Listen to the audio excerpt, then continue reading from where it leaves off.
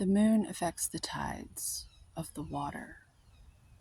Our moods and our emotions are represented by water in many esoteric circles. What if you get so good with yourself, with your supportive nature of yourself, that you turn your moods, instead of moons, you love and nurture yourself and you listen to what you're dissatisfied with enough to turn those things into daemons,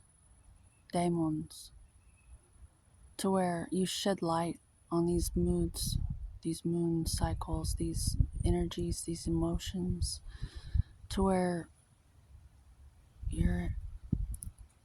it's like a beautiful sunny day. Like the sun card in tarot is supposedly the best, most beautiful card in the whole deck.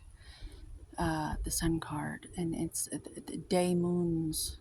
You have day moons, and the ancients used to call them day moons, and they were beneficial energies to the psyche, muses, inspiring, helpful energies.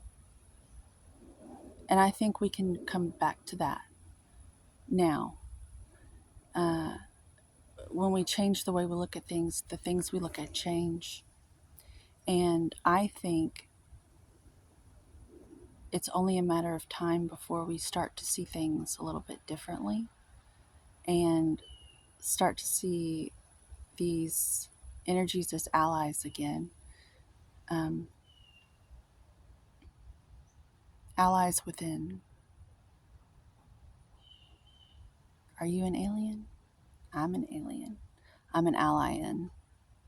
I have an ally within. And it's my insight. And my insight guided me to speak on this today. So hopefully it reached you in a way where it can assist you in times of need.